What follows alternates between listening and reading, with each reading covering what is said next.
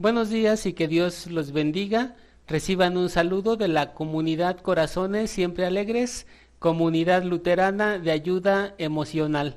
Y este domingo es un domingo muy especial porque daremos inicio a nuestro domingo de Escuela de Formación Cristiana, nuestro domingo de estudio dominical, y lo haremos con el libro de Ruth.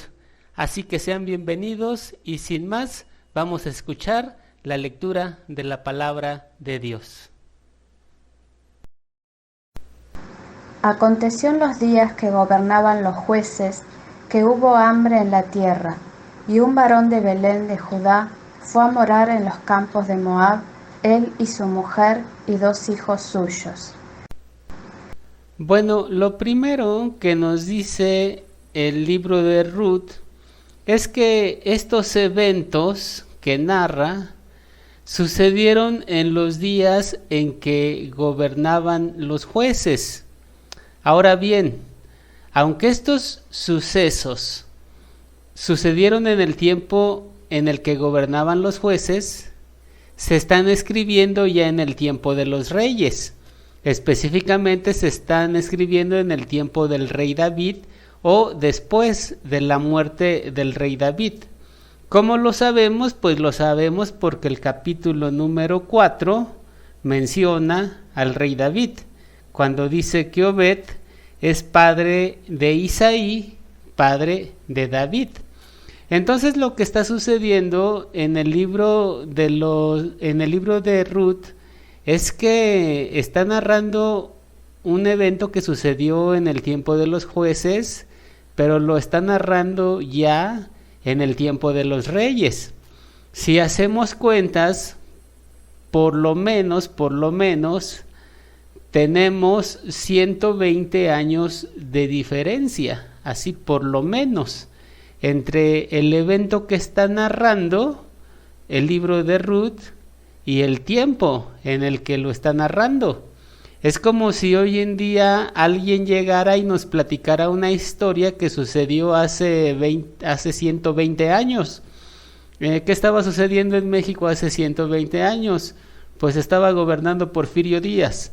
Es como si alguien llegara y nos dijera, aconteció en los días en que gobernaba Porfirio Díaz, que hubo una gran hambre en la tierra. Así más o menos es el tiempo entre lo que narra el libro de Ruth y el momento en el que se está escribiendo. Entonces es un evento que nos habla de el tiempo de los jueces. Nos dice que hubo hambre. Bueno, en el libro de Jueces es muy común que esto pasara debido a las invasiones de los pueblos vecinos. Llama la atención aquí que el hambre llegó hasta Belén. ¿Por qué razón? Porque la palabra Belén en hebreo, como muchos de ustedes saben, significa casa de pan. Se deriva de Bet Lehem, Bet casa y Lehem pan. Pero la palabra Lehem en hebreo también significa comida, también significa alimentación.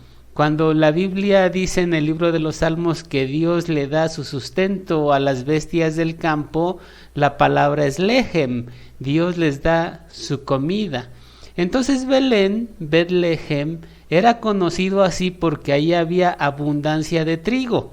De hecho, la expresión casa de hace referencia precisamente a un lugar en donde hay abundancia de algo. Cuando la Biblia dice que la casa de Dios es casa de oración, significa que ahí abundan las oraciones. Cuando dice que la casa de Israel es casa de perversidad, significa que está abundando la perversión. Y cuando dice Betlehem, o sea, casa de pan, significa que ahí abundaba el cereal, abundaba el alimento. Sin embargo, el hambre, todo parece indicar que había sido tan dura, que había llegado incluso a los lugares de mayor abundancia de Judá, como era la región de Belén. Entonces, dice la Escritura que un varón de Belén de Judá se fue a morar a los campos de Moab. Aquí es muy importante también la palabra morar, porque la palabra es ger, de donde se deriva el nombre Gersón. Y esa palabra, ger, significa ir a morar como extranjero. O sea, este hombre con su familia fueron a morar, pero fueron a morar como extranjeros. ¿Qué es un ger? Un ger es una persona que va a vivir a un lado, pero sigue con sus mismas formas y con sus mismas costumbres. Vamos a poner un ejemplo. Un mexicano se va a vivir a España, pero el mexicano sigue comiéndose sus tortillas, haciéndose sus tamales, comiéndose su mole, oyendo su mariachi, y nunca se pone a hablar como los españoles, no agarra palabras como las de ellos, ni nada de eso. A eso se le llama un ger, es aquel que va a morar, pero va a morar como un extranjero. Así le hizo este hombre con su familia, fue a morar a los campos de Moab, pero fue a morar como un extranjero. Y esta palabra, la palabra ger, la palabra morar como extranjero, es una palabra muy importante en la teología del Antiguo Testamento, importantísima, y también lo es para la teología del Nuevo Testamento.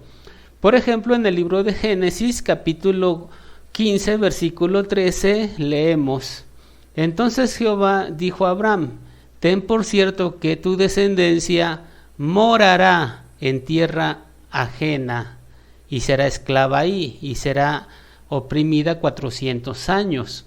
Cuando dice tu descendencia morará en tierra ajena, la palabra es ger, o sea, van a morar como extranjeros, van a vivir allá, pero no van a ser como los de allá, ¿sí?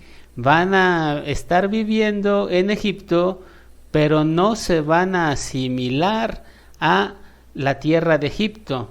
Esto es muy importante, porque el judío en el Antiguo Testamento tenía que entenderse a sí mismo como un ger. Él, si iba a morar al extranjero, no debía de adoptar las costumbres de los extranjeros, no debía de adorar sus dioses, no debía de someterse a sus costumbres, sino que él tenía que seguir siendo quien era. Esta palabra es muy importante en el Antiguo Testamento. Pero fíjense que esta palabra, morar como extranjero, pasó al Nuevo Testamento, y en Filipenses capítulo 3 versículo 20, el apóstol Pablo va a aplicar todo esto a los cristianos y dice de la siguiente manera: mas nuestra ciudadanía está en los cielos, de donde también esperamos al Salvador, al Señor Jesucristo. Fíjense, nuestra ciudadanía, la ciudadanía de los cristianos, no está aquí en la tierra. La ciudadanía de los cristianos está en el cielo. Él aquí es un extranjero, está aquí, pero no es de aquí. En la primera epístola del apóstol Pedro, en el capítulo número 2, versículo número 11, dice la Escritura: Amados, yo os ruego como a extranjeros y peregrinos que os abstengáis de los deseos carnales que batallan como el alma. Veamos bien, yo os ruego como a extranjeros, ahí está, y peregrinos. Nuevamente, el cristiano aquí en esta vida es un extranjero, es alguien que tiene que estar en este mundo, pero no se puede identificar con este mundo. Fíjense que la palabra ger, la palabra hebrea que significa morar como extranjero, pasó al griego como párroco. De hecho, la palabra parroicos, eso es lo que significa un extranjero o alguien que vive como extranjero. De ahí se deriva nuestra palabra parroquia, seguramente la han escuchado. Ustedes se van a dar cuenta que nosotros los luteranos normalmente no utilizamos mucho la palabra templo, no decimos voy al templo, normalmente decimos voy a la parroquia. No se llama templo La Hermosa, sino parroquia La Hermosa, o no se llama templo de San Juan, sino parroquia de San Juan. Precisamente porque un principio bíblico muy importante es que los cristianos estamos en este mundo, pero no somos de este mundo, somos extranjeros en este mundo, somos los párrocos de este mundo, los que estamos aquí, pero no pertenecemos a este lugar.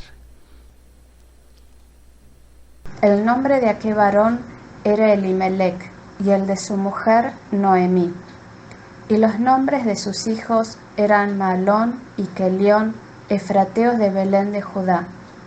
Llegaron pues a los campos de Moab y se quedaron allí. El versículo 2 entonces nos da los nombres, y los nombres en la narración tienen un significado importante. Dos nombres de esta narración son dos buenos nombres, que son el de Elimelec y el de Noemí. Y dos nombres en esta narración son dos malos nombres. El primero, Elimelec, significa Dios es rey. Esto designa que este hombre que se fue a vivir como extranjero a Moab era un buen hombre, era un hombre de Dios. Lo mismo su esposa, porque Noemí significa dulzura, amabilidad o complacencia. Quizá el término más adecuado sea dulzura, porque cuando regresan ella va a decir: no me llamen Noemí, llámenme Mara, que significa amargura, y lo opuesto a amargura es dulzura. Por esa razón quizá ese sea el término más adecuado a traducir. Pero los hijos tienen nombres que son malos nombres. Mahlón significa enfermo o infecundo, y Kilión significa caducidad, algo que es efímero, algo que se acaba pronto, algo que no dura. Esa es la idea de Kilión. Bueno, aquí nos da a conocer los nombres de los dos hijos y nos dice que llegaron a Moab y ahí permanecieron. Acuérdense que Moab está al otro lado del Mar Muerto, está Judá, y después del otro lado vamos a tener el Mar Muerto y después la tierra de Moab.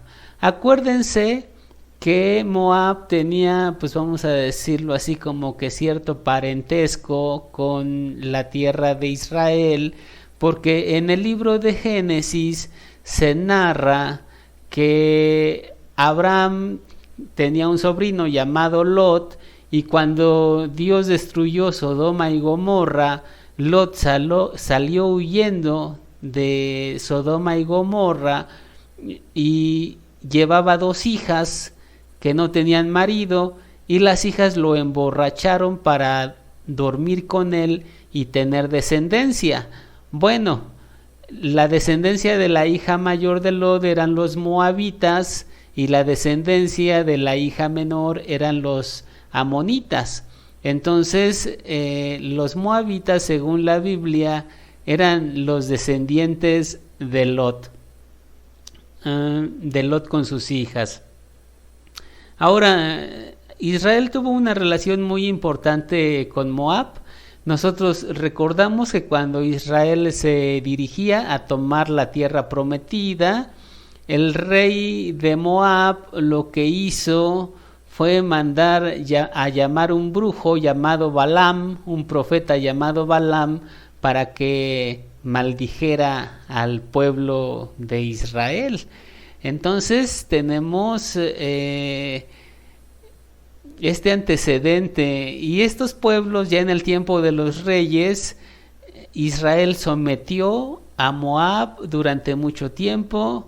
Luego Moab se va a independizar de Israel y ahí van a andar, a veces sometido Moab a Israel, a veces como aliados en contra de otros pueblos y a veces como acérrimos enemigos, como suele suceder entre países que están en la frontera.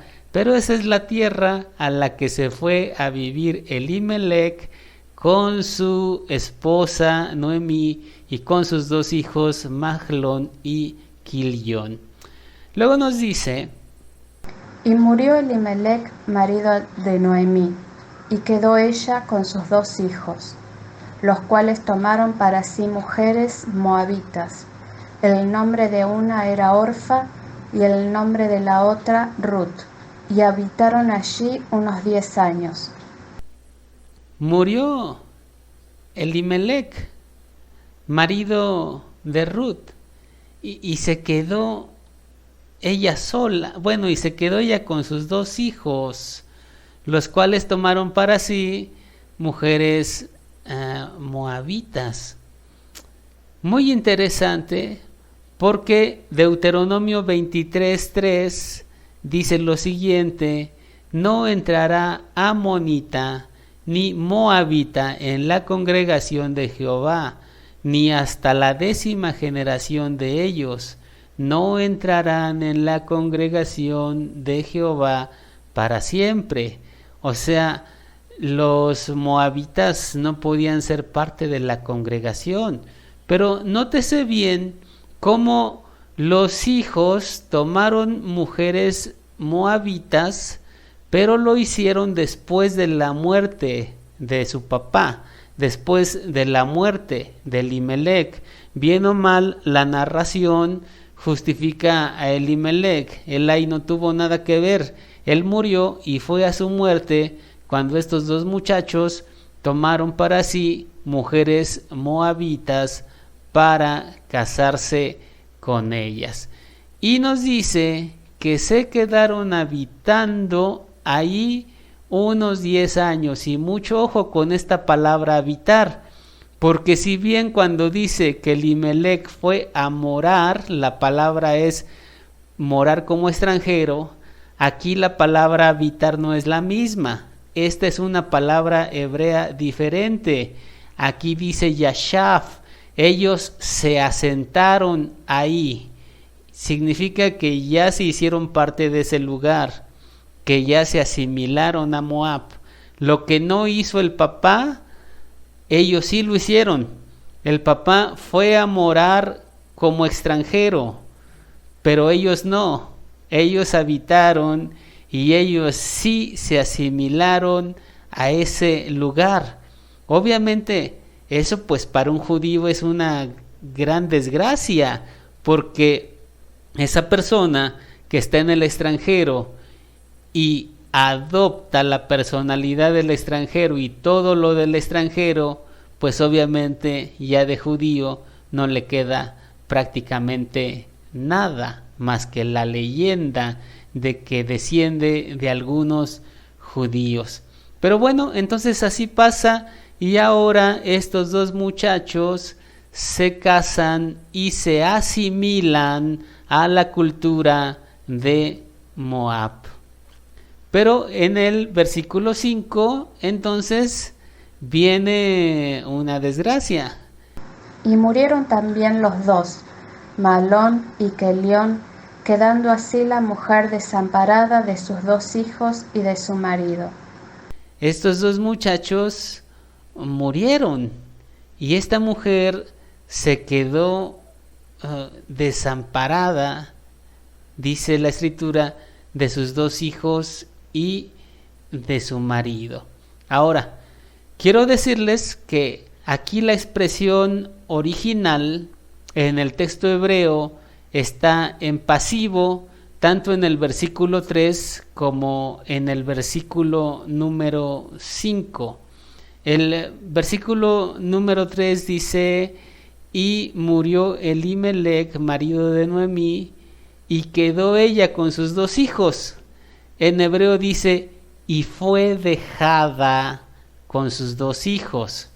Y en el versículo número 5, donde leemos que mueren Malón y Kelión, quedando así la mujer desamparada, también está en pasivo. Y fue dejada la mujer sin sus 2 hijos. Y cuando utiliza el texto hebreo la expresión en pasivo, fue dejada sin su marido, fue dejada sin sus 2 hijos, obviamente lo que está denotando la narración es que hay una mano muy poderosa detrás de la historia de Ruth. Hay una mano que está guiando su vida, que está guiando su historia, porque es diferente decir me quedé sin trabajo a decir fui dejado sin trabajo.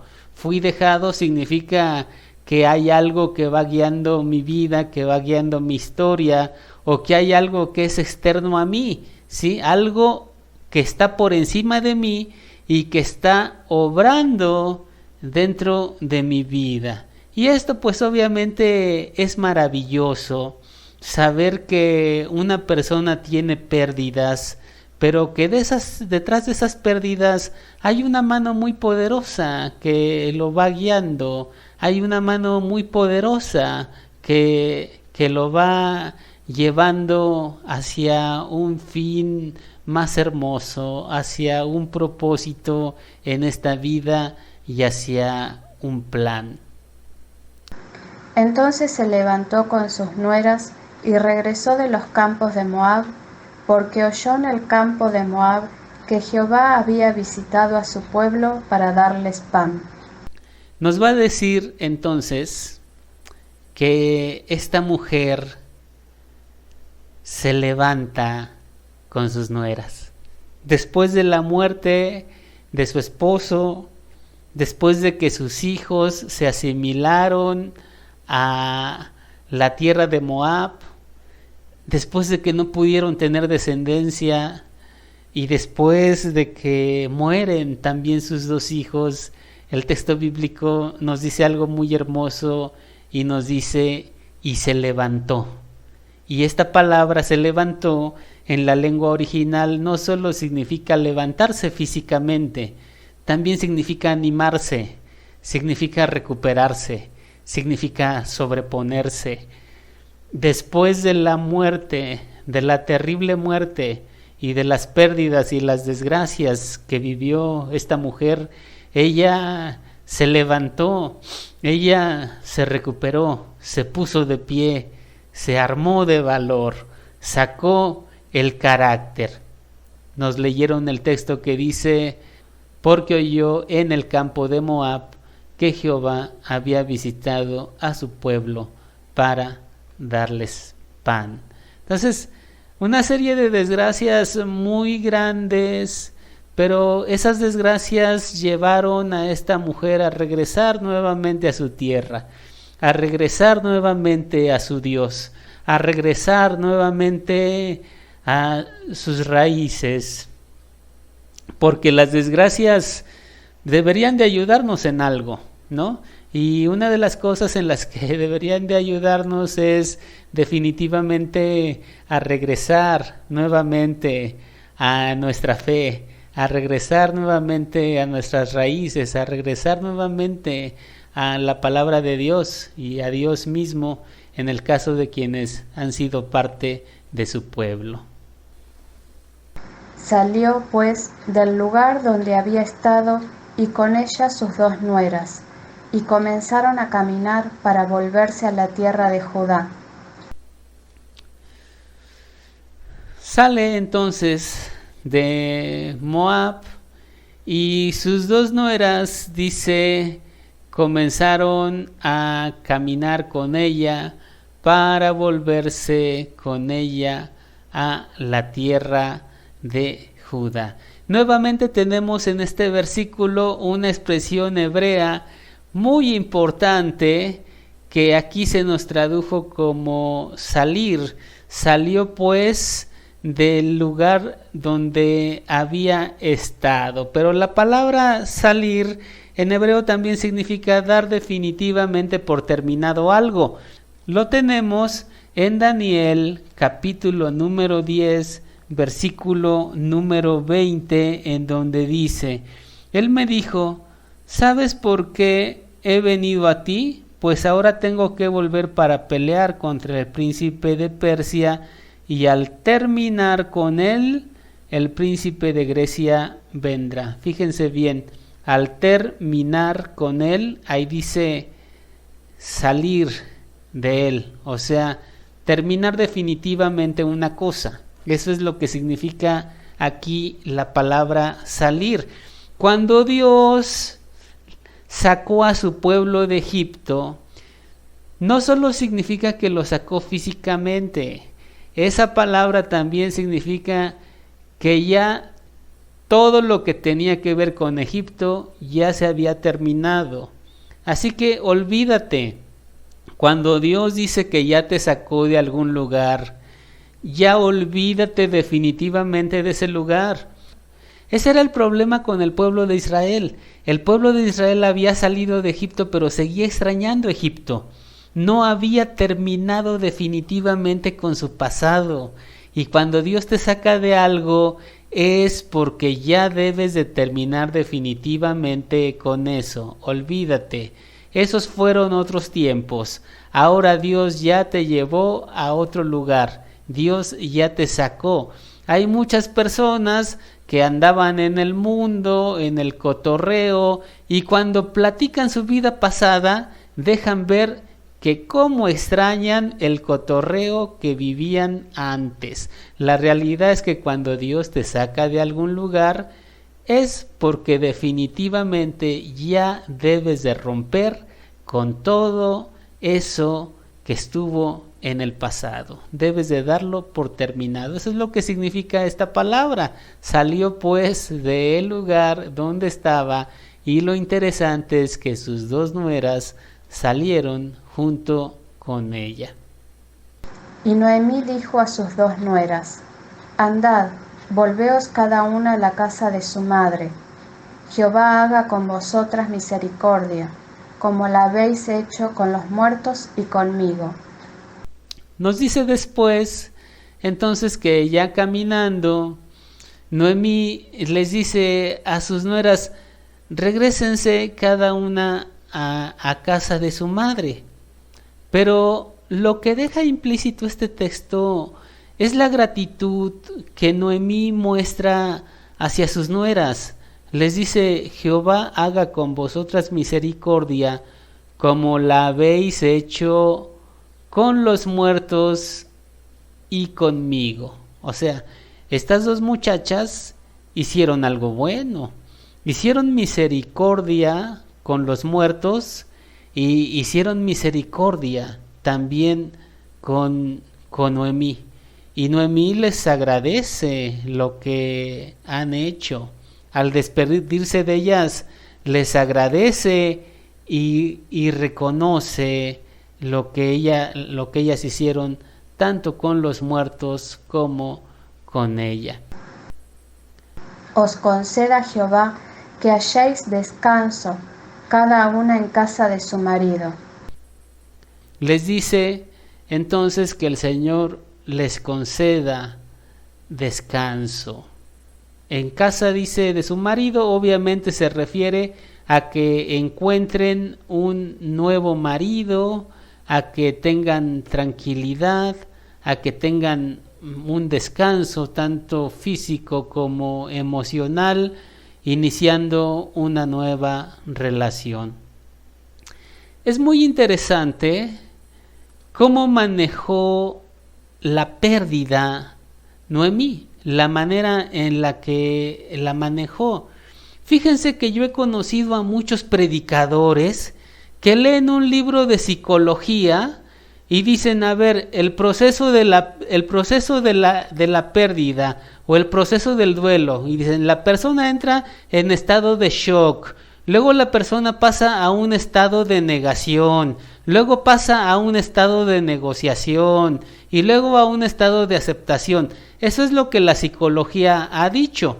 Y hay predicadores que leen eso, leen un libro de psicología y ya nada más le ponen textos bíblicos, nada más le ponen versículos. Y lo único que están haciendo es disfrazar con versículos bíblicos libros seculares de psicología. Hoy en día yo escucho muchos estudios bíblicos de ese tipo, muchos estudios bíblicos de personas que leyeron un libro de psicología y nomás le pusieron uno que otro versículo y ya lo hacen pasar como la palabra de Dios. Y esto pues la verdad me parece catastrófico. A mí me parece que no debería de ser, más bien todo debería de partir de la palabra de Dios. Y ese tipo de personas luego dicen, no, pues si fui bien bíblico, todo lo que dije está en la Biblia, lo puse con versículos bíblicos y con ejemplos, pero la realidad es que él sabe que lo único que está haciendo es ponerle versículos a un libro de psicología que él leyó. Pero ya, yéndonos así, al puro pasaje bíblico, a la pura historia de la Escritura, ¿cómo fue que Noemí enfrentó la pérdida? En primer lugar, la narración nos deja ver que esta pérdida fue una pérdida guiada por Dios, porque utiliza la voz pasiva. Noemí fue dejada sin su marido. Noemí fue dejada sin sus hijos. O sea, había una mano poderosa detrás de Noemí, guiando su vida con un propósito, y por esa razón le quitó al esposo. Esta es una forma maravillosa de enfrentar una pérdida. Saber que yo he tenido pérdidas, he perdido dinero, he perdido mi trabajo, he perdido personas, pero detrás de eso hay una mano poderosa que va guiando mi vida. Detrás de eso hay una mano maravillosa que me va llevando, que me va guiando con un propósito y que tiene un plan para mí. En primer lugar, la manera en la que Noemí enfrenta la pérdida es sabiendo que hay una mano muy poderosa guiando las pérdidas que ella tiene. En segundo lugar, es la forma en la que enfrenta una pérdida, es que esta pérdida la llevó a formar su carácter, porque dice el pasaje, como vimos, que después de la muerte de sus hijos ella se levantó. Y se levantó pues significa animarse, significa fortalecerse, significa armarse de valor, armarse de carácter para sacar adelante las situaciones. Así que ver una pérdida como algo que nos puede ayudar a fortalecer nuestro carácter, a formarnos, a ser mejores, a tener más consistencia en la vida, pues es una bendición enorme. Así que una pérdida puede ser algo muy maravilloso cuando nos ayuda a formar nuestra vida. En tercer lugar, esta pérdida que vive Noemí es una pérdida que la hace definitivamente romper con cosas incompatibles. Como dijimos, la palabra salir no solo significa salir físicamente, sino que la palabra salir también significa olvidarse definitivamente de algo, dejar algo definitivamente en el pasado. Y las pérdidas son momentos maravillosos para renovar nuestra vida. Son momentos maravillosos para dejar ya cosas en el pasado que se tienen que quedar en el pasado. Son momentos maravillosos para no regresar atrás y para continuar adelante. Y finalmente, la pérdida que vive Noemí es una pérdida que la lleva a reconocer también y agradecer la bondad de los demás, porque les dice a sus nueras que el Señor haga misericordia como ustedes la hicieron con los muertos y como la hicieron conmigo. en medio de la pérdida, ella agradece. Y saben una cosa, es más fácil que una persona supere la pérdida cuando agradece por el que se fue, a cuando se queda inconforme. Voy a poner un ejemplo. Si una muchacha tiene su novio y tiene una ruptura con ese novio, y cuando el novio se va, ella se enoja y dice: pero te voy a hundir, desgraciado, y vas a ver que te va a ir muy mal, eres mal pagador, mal hombre. Lo que va a pasar es que ella le va a costar trabajo superar esa pérdida.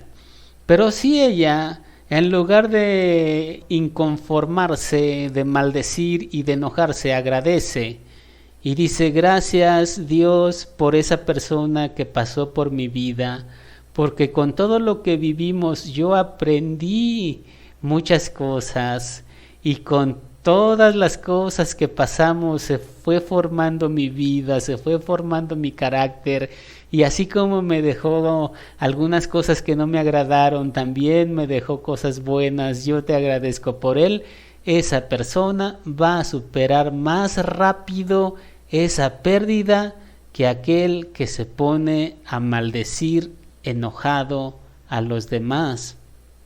Así que bueno, esta es una maravillosa forma de vivir una pérdida, así como la vivió Noemí. Pues creo que es una forma en la que los cristianos deberíamos también de vivir nuestras pérdidas. Bueno, hasta ahí vamos a dejar nuestra clase del día de hoy. Que Dios nos bendiga, y pues vamos a orar a Dios para que Él nos acompañe. Señor, te pedimos que bendigas nuestra vida, y así como Noemí supo vivir estas pérdidas, nosotros también aprendamos a vivirlas. Gracias por este momento hermoso que nos concedes, en el nombre precioso de Cristo Jesús. Amén.